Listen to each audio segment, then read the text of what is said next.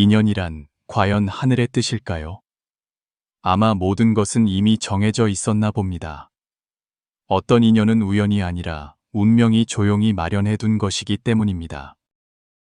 아주 먼 옛날 깊고 고요한 산속에 밤낮으로 향불이 피어오르고 목탁 소리가 울려 퍼지는 고찰이 숨어 있었습니다. 그곳은 영험한 기운이 모이고 불법이 깊어 만물의 생명이 심오한 도리를 쉽게 깨달을 수 있는 곳이었습니다. 대웅전 들보 위에는 은회색의 작은 거미 한 마리가 조용히 거미줄을 치며 수행하고 있었습니다.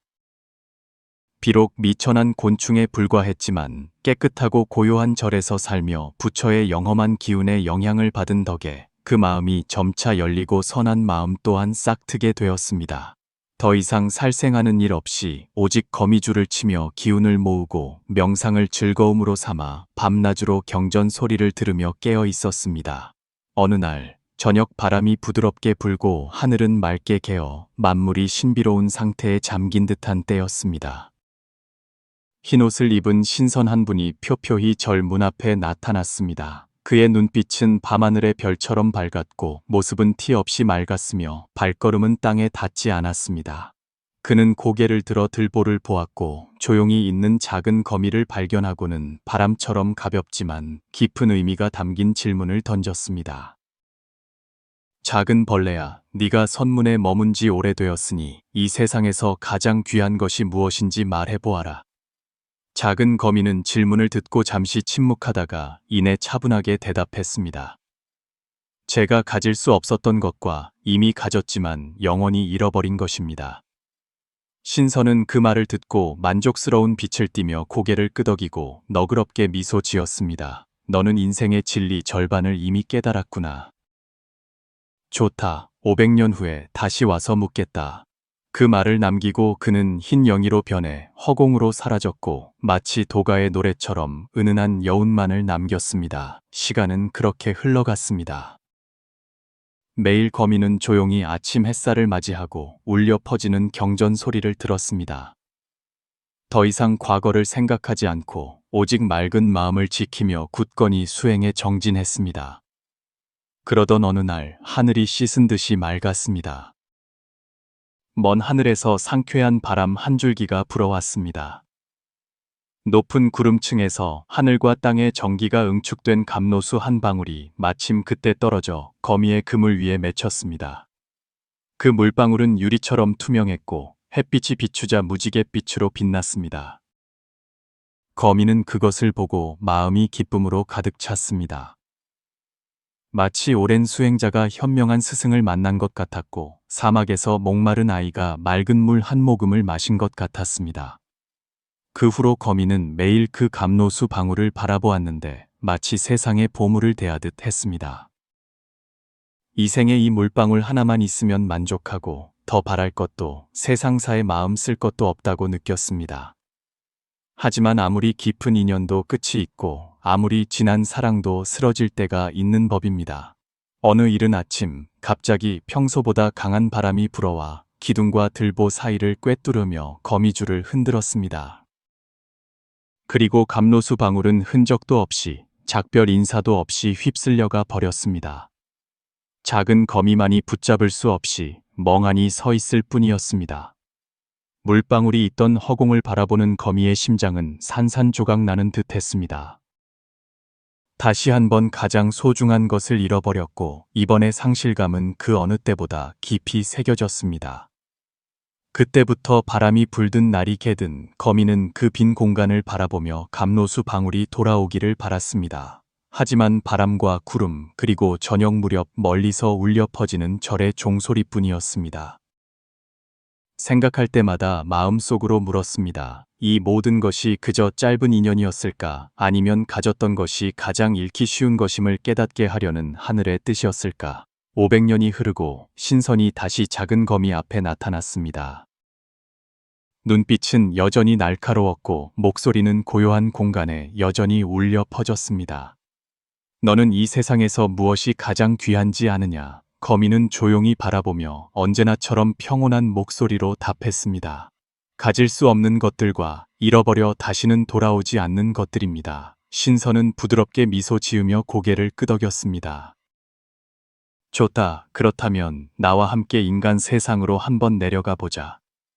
순식간에 들보 위의 거미줄은 사라지고 작은 거미는 사람이 되었습니다. 그것은 경이로운 환생의 시작이었고 수행의 세계에서 파란만장한 인간 세상으로의 첫걸음이었습니다. 새로운 생에서 거미는 취라는 이름의 아가씨로 태어났습니다. 그녀는 관씨 집안의 외동딸로 비단옷 속에서 자라나 귀한 가문의 애정과 기대 속에서 성장했습니다.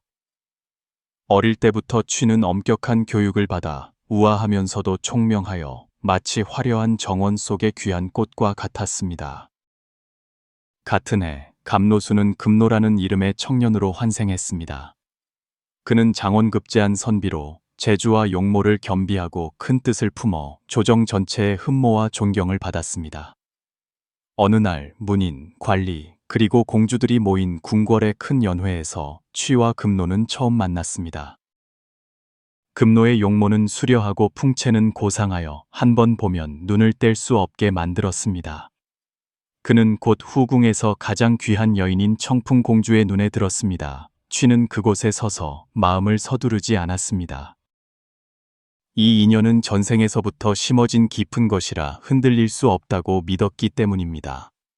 하지만 인생이란 본래 험난한 바다와 같아 원하는 대로 되지도 않고 뜻대로 인연을 잡을 수도 없는 법입니다.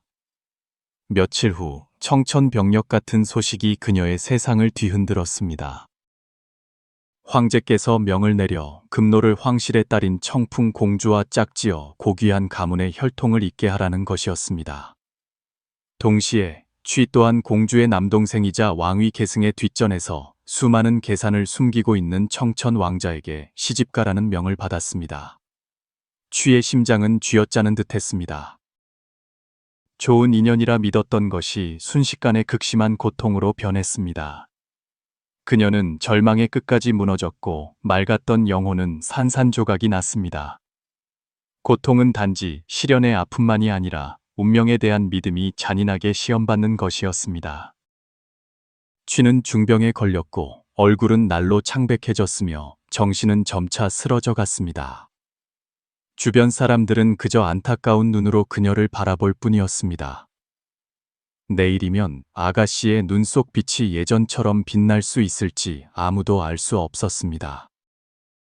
청천 왕자는 취가 중병에 걸렸다는 소식을 듣고 마음에 끝없는 슬픔이 차올랐습니다. 성대한 혼례가 코앞인데 두 사람 모두에게 중요한 날인데 그녀는 쇠약함 속에서 쓰러져 가고 있었습니다. 그는 취의 곁으로 다가가 그녀의 손을 잡고 그리움 가득한 매인 목소리로 말했습니다.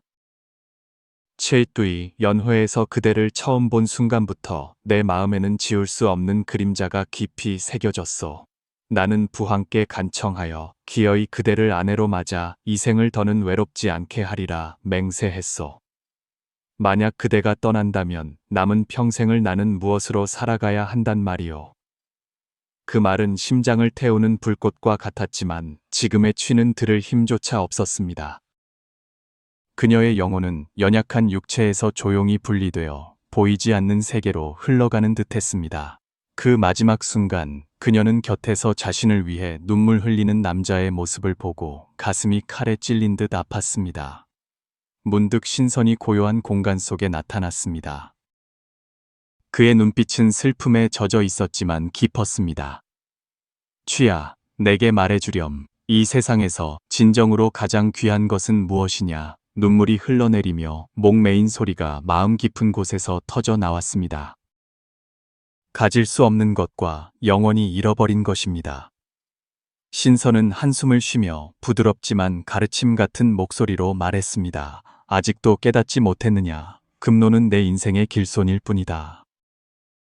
그는 청풍을 위해 왔고 청풍 때문에 떠나갔다. 그 사람은 내 것이 아니었고 한 번도 내 것이었던 적이 없다. 하지만 청천 왕자는 네가 절의 작은 거미였을 때부터 항상 조용히 네 발걸음을 지켜봐 왔다. 그 사랑은 깊고 소란스럽지 않으며 고백의 말도 없었다. 그리고 너는 너무나 오만해서 단 한 번도 고개를 숙여 그 사랑을 알아보려 하지 않았다.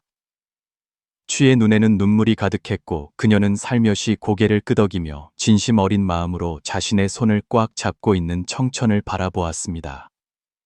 그녀는 목매인 소리로 내뱉었습니다. 알고 보니 인생에서 가장 귀한 것은 손댈 수 없는 것도 아니고 영원히 잃어버린 것도 아니었군요. 바로 지금 내 손에 쥐고 있는 소박한 행복과 진실한 사랑이었어요. 사람과 사람의 만남은 마치 하늘의 운명처럼 이미 길이 정해져 있고 인연의 깊고 얕음은 모두 인과의 안배를 벗어나지 않습니다. 불법에서 인연은 자신의 마음을 비추는 거울과 같아서 억지로 구할 수도 외면할 수도 없습니다. 만남이 짧든 길든 그것은 모두 소중한 복이며 진실한 마음과 자비심 그리고 너그러움으로 소중히 여겨야 합니다. 모든 관계는 좋은 인연이자 자비심 속에서 우리를 성장시키는 큰 가르침입니다. 탐욕과 분노를 버리고 무상함을 깨달아야 합니다. 우리는 지나간 것을 붙잡을 수 없고 아직 오지 않은 것을 서둘러 요구할 수도 없습니다. 모든 것은 바른 생각과 내려놓음에 대한 부처님의 가르침이자 실현입니다. 오직 마음이 평온하고 진실한 사랑을 받아들이고 나눌 줄 알 때 행복은 바로 지금 이 순간에 존재하게 됩니다. 만약 이 이야기를 감동적인 마음으로 들으셨다면 험난한 세상 속에서도 항상 건강하시고 마음의 평안을 지키시길 바랍니다. 재물은 끝없는 물과 같아서 꽉 쥐는 것이 아니라 마음이 충분히 열렸을 때 자연스럽게 오는 것입니다. 가정은 늘 따뜻하고 행복이 가득하기를 바랍니다. 사랑이야말로 인생의 길을 이끄는 등불이기 때문입니다.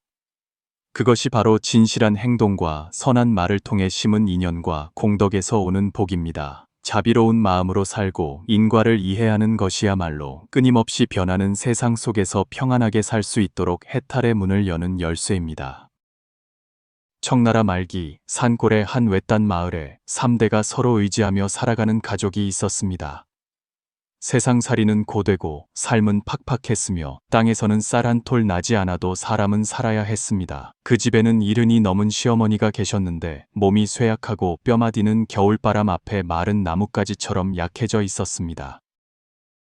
스스로를 돌볼 힘이 없어 밥 한 술, 물 한 모금도 며느리의 손길이 필요했습니다. 두 며느리가 번갈아 돌보았는데 언니 동서인 이 씨는 가난한 집 출신이었지만 성품이 온화하고 인내심이 강했습니다. 시집 온 날부터 한 번도 불평한 적이 없고 손은 쉴 틈 없이 일하며 가족의 무게에 등이 굽었지만 입으로는 반마디 원망도 하지 않았습니다. 마을 사람들은 그녀를 그 집의 기둥이라 불렀지만 안타깝게도 그 기둥은 아무도 모르게 조용히 서 있을 뿐이었습니다. 동생 동서인 조 씨는 반대로 겉모습은 아름답고 목소리는 꿀처럼 달콤했으며 입만 열면 시어머니를 어머니, 어머니라 부르며 살갑게 굴었습니다. 하지만 등 뒤에서는 불피하듯 일을 피했고 힘든 일은 어떻게든 핑계를 대며 언니 동서에게 미루었습니다. 마을 사람들은 그 속을 모르고 그저 그녀의 상냥한 말투와 화사한 용모만 보고는 보기 드문 효부라며 입이 닳도록 칭찬했습니다. 심지어 늙고 눈이 어두워진 시어머니마저 그녀를 편애하여 친딸처럼 아꼈고 반면에 이 씨에게는 사사건건 엄격하게 대했습니다. 어느 날 시어머니가 마당에 나갔다가 발을 헛디뎌 넘어졌습니다. 그 후로 아주 자리에 눕게 되어 일어나 앉지도 못하고 먹고 용변을 보는 일까지 모두 다른 사람의 도움이 필요하게 되었습니다. 그때부터 시어머니를 돌보는 무거운 짐은 온전히 이 씨의 가녀린 어깨 위로 떨어졌습니다. 조 씨는 매일 시어머니 방에 몇 번 들러 한 손으로 죽 그릇을 건네주고는 서둘러 밖으로 나가 이웃들과 수다를 떨며 아무 일 없다는 듯 깔깔대며 웃었습니다. 이 씨는 달랐습니다. 그녀는 새벽녘에 조용히 일어나 약을 다리고 죽을 쓰고 옷을 갈아입히며 밤낮으로 시어머니의 몸을 닦아드렸습니다. 밤중에 시어머니의 마른 기침 소리가 들릴 때마다 그녀는 깜짝 놀라 깨어나 등을 쓸어주고 어깨를 주무르며 마치 친어머니를 돌보듯 끈기 있게 간호했습니다. 그럼에도 시어머니는 그저 조용히 감동할 뿐 고맙다는 말 한마디 하지 않았고 여전히 애정어린 눈길은 조 씨를 향해 있었습니다. 하루는 시어머니가 침상에 누워 힘없이 말했습니다. 맨날 흰죽만 먹으니 기운이 하나도 없구나. 이 씨는 그 말을 듣고 마음이 아팠습니다. 그녀는 침대에 앉아 조용히 눈물을 닦으며 속삭였습니다. 어머니, 흰죽으로 어찌 기력을 보충하시겠어요? 제가 장에 가서 고기 한 점 사다 맛있는 국이라도 끓여 드릴게요. 시어머니는 고개를 저으며 한숨을 쉬었습니다. 쌀도 거의 다 떨어졌는데 무슨 돈으로 고기를 사겠니? 나 때문에 괜히 곤란해하지 말아라. 바로 그때 조 씨가 밖에서 엿듣고는 문 밖에서 비웃으며 들어와 차가운 목소리로 말했습니다. 어머나, 형님 또 무슨 헛된 꿈을 꾸시네요. 이 집은 먹을 것도 부족한데 감히 고기 살 생각을 하세요? 괜히 어머니 기대하게 만들었다가 실망하시면 어쩌려고요. 이 씨는 아무 말 없이 조용히 고개를 숙이고 방을 나섰습니다. 그녀는 자신의 방으로 돌아가 세월의 곰팡이가 세운 작은 나무 침대를 열었습니다. 침대 밑바닥에서 그녀는 시집 올 때 친어머니가 남겨주신 유일한 유품인 낡은 은비녀를 꺼냈습니다. 이 비녀는 평생 간직하고 딸이 생긴다면 물려주리라 맹세했던 물건이었습니다. 하지만 지금 그녀의 눈에는 시어머니의 건강이 무엇보다 중요했습니다. 다음 날 아침 그녀는 비녀를 비단 손수건에 싸서 조용히 장으로 향했습니다. 큰 고기 한 덩이를 얻을 수 있었습니다. 푸죽간 주인은 계산대 뒤에 앉아 있다가 이 씨가 손수건에서 조심스럽게 은비녀를 꺼내는 것을 보고 눈빛이 가라앉았습니다. 이른 아침 시장의 바람은 차가웠지만 사람의 마음은 따뜻했습니다. 몇 마디 물어보고 그녀가 늙고 쇠약한 시어머니의 몸보신을 위해 비녀를 판다는 것을 알게 되었습니다. 푸죽간 주인은 잠시 멈칫하더니 아무 말 없이 그녀에게 큰 고기 한 덩이를 더 잘라 주었습니다. 조심스럽게 포장해주며 그는 말했습니다. 이런 효심은 세상에서 쉽게 찾아볼 수 있는 게 아니지요. 이 씨는 감격하여 눈물이 핑 돌았고 고개를 숙여 연신 고맙다고 인사했습니다. 그녀는 고기 꾸러미를 품에 안고 마치 가난하고 황량한 현실 속에 피어난 믿음을 아는 듯 했습니다. 가슴이 벅차올라 그녀는 붉은 흙길을 따라 마을로 빠르게 걸었고 마음속으로 속삭였습니다. 어머니는 틀림없이 나아지실 거야. 틀림없이 건강해지실 거야. 아침 햇살이 그녀의 등 위로 비추는 것이 마치 추운 겨울날 되살아난 꿈에 비추는 것 같았습니다. 마을 어귀를 지나 오래된 느티나무 옆에서 이 씨는 문득 걸음을 멈췄습니다. 온몸이 상처투성이인 작은 개 한 마리가 떨며 누워 있었고 흐릿한 눈은 구원을 청하듯 희미하게 뜨여 있었습니다. 너무 굶주려 짖을 힘조차 없어 보였습니다. 그녀는 멈춰 서서 고기 바구니와 불쌍한 동물을 번갈아 보다가 잠시 망설인 후 고기 한 점을 떼어 그 입에 가져다 주었습니다. 자, 먹어라. 너무 굶어서 죽지 말고. 강아지는 약하게 킁킁거리더니 천천히 한 조각씩 먹기 시작했습니다. 다 먹고 나자 고개를 들어 그녀를 보고 꼬리를 한번 흔들더니 절뚝거리며 뒤도 돌아보지 않고 떠났습니다. 이 씨는 그 뒷모습을 보며 마음이 가벼워졌습니다. 비록 작은 선행이지만 해야 할 일이지 라고 생각했습니다. 하지만 그녀는 하늘의 뜻이 이토록 얄궂을 줄은 몰랐습니다. 마당 문턱을 막 넘어서려는데 발에 아직 길에 먼지가 묻어 있고 문을 부르기도 전에 축축한 벽돌 바닥에서 미끄러졌습니다. 고기 바구니는 손에서 날아가 한 바퀴 굴러 옆에 있는 분뇨 구덩이로 곧장 빠져버렸습니다. 그녀는 마치 하늘에서 이마를 정통으로 맞은 듯 넋이 나갔습니다. 생각할 겨를도 없이 그녀는 서둘러 그것을 집어들고 방으로 달려가 깨끗한 물로 씻고 또 씻었습니다.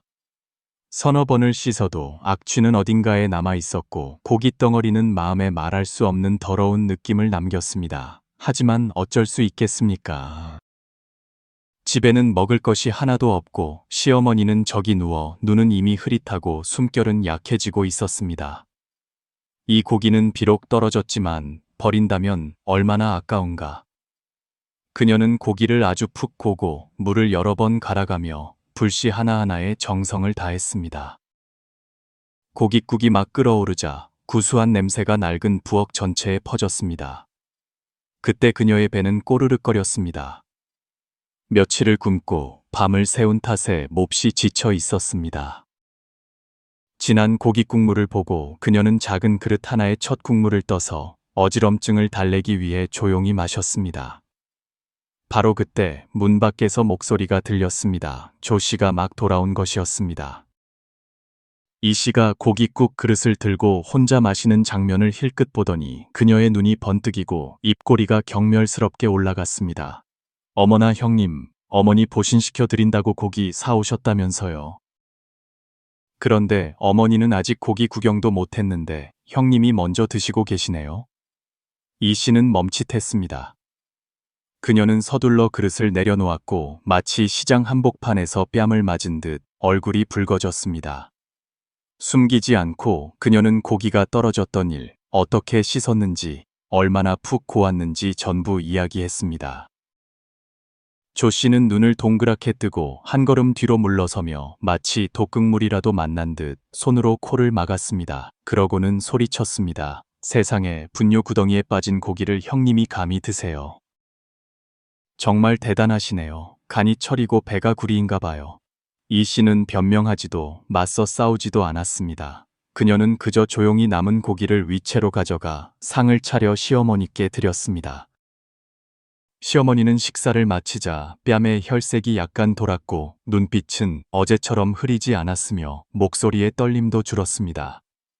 그녀는 이 씨의 손을 살며시 잡고 속삭였습니다. 정말 맛있구나. 이 씨는 그 말을 듣고 그저 미소 지었고 고된 나날 끝에 마음이 평온해지는 것 같았습니다. 그녀는 시비를 따지지 않았고 남의 말에 신경 쓰지 않았습니다. 오직 어머니가 건강해지신다면 마음속에 어떤 괴로움도 달콤하게 변할 수 있었습니다. 그날 밤 먹구름이 온 하늘을 뒤덮을 듯이 몰려왔습니다. 천둥이 하늘을 울리고 번개가 밤의 장막을 찢을 듯 내리쳐 온 마을이 공포에 떨었습니다. 낡은 집 안에서 이 씨는 막 잠자리에 든 지 얼마 되지 않아 거센 천둥 소리에 깜짝 놀라 벌떡 일어났습니다. 식은땀이 흐르고 마음은 불안으로 가득 찼습니다. 그 고기, 분뇨 구덩이에 빠졌던 것인데 내가 어떻게 어머니께 드리게 했을까? 밖에서 울리는 천둥 소리는 마치 하늘의 대답처럼 그녀의 마음을 더욱 헝클어진 실타래처럼 만들었습니다. 머릿속에는 오직 한 가지 질문만이 맴돌았습니다. 혹시 뇌신께서 내 마음에 허물이 있어 노하신 것은 아닐까? 그 죄책감을 견딜 수 없어 그녀는 벌떡 일어나 급히 옷을 걸치고 폭풍우 속으로 뛰쳐나갔습니다. 차가운 비가 얼굴을 때리고 머리는 헝클어졌으며 맨발은 질척한 흙바닥을 밟았습니다. 그녀는 마당 한가운데에 무릎을 꿇고 하늘을 우러러보며 울음소리를 천둥소리에 섞어 외쳤습니다. 뇌신이시여, 제가 잘못했습니다. 어머니께 그 고기를 드리면 안 된다는 것을 압니다. 벌하시려거든 제발 저를 벌하시고 어머니께서 죄를 짓게 하지 마옵소서. 말이 채 끝나기도 전에 하늘을 찢는 번개가 마당으로 곧장 내리꽂혔습니다. 눈부신 빛이 번쩍이며 마치 하늘이 내리는 칼날처럼 온 집안을 비췄습니다. 이 씨는 눈을 질끈 감고 숨을 헐떡이며 자신이 곧 벌을 받으리라 생각했습니다. 하지만 아무리 기다려도 고통도 차가움도 느껴지지 않았습니다. 빗소리만 점차 잦아들 뿐이었습니다. 그녀가 천천히 눈을 뜨고 자신의 두 손을 내려다보자 손목에는 반짝이는 금팔찌 한 쌍이 나타나 방금 꺼진 번갯불 아래서 눈부시게 빛나고 있었습니다. 그녀는 놀라움에 말을 잃었고 빗물과 눈물이 뒤섞인 채 감동과 떨림으로 가득 찼습니다. 하늘은 용서했을 뿐만 아니라 상까지 내린 것이었습니다. 다음 날 아침 이 이야기는 온 마을에 퍼졌습니다. 사람들은 감탄하고 집집마다 이야기꽃을 피웠으며 모두가 경탄과 놀라움을 표했습니다. 조 씨는 그 소문을 듣고 이를 악물 정도로 화가 나고 마음은 불타는 듯했습니다. 고작 고기 한 점 때문에 하늘이 금팔찌까지 내려주다니. 내가 닭을 사와서 어머니께 효도하면 틀림없이 금덩이를 내려주실 거야. 타오르는 탐욕을 품고 조 씨는 그동안 모아둔 돈을 가지고 장으로 나가 즉시 살찐 닭 한 마리를 샀습니다. 집에 도착하자마자 그녀는 닭을 잡지 않고 곧장 분뇨 구덩이로 달려가 닭을 던져 뒹굴게 했습니다. 그런 다음 우물물 한 바가지로 대충 씻어내고는 닭을 푹 고아 정성껏 양념하여 마치 효심이 지극한 듯한 닭고깃국을 준비했습니다. 그날 밤 하늘은 다시 폭풍우가 몰아치고 천둥과 번개가 연이어 치며 천지를 뒤흔들었습니다. 조씨도 언니 동서를 흉내내어 옷을 걸치고 마당으로 나가 비바람 속에 무릎을 꿇고 두 손을 높이 들고 큰 소리로 외쳤습니다. 노예신이시여, 저도 어머니께 효도했으니 제게도 언니처럼 금팔찌를 내려주소서. 말이 끝나자마자 하늘을 가르는 천둥 소리와 함께 번개가 마치 분노한 용처럼 하늘에서 마당으로 곧장 내리꽂혔습니다. 심장을 찢는 비명이 울려 퍼졌고 온 가족이 놀라 뛰쳐나왔습니다. 조 씨는 마당에 쓰러져 있었고 오른팔은 새까맣게 타서 피와 살이 튀어 있었습니다. 팔 전체가 박살이 나 영원히 움직일 수 없게 되었습니다.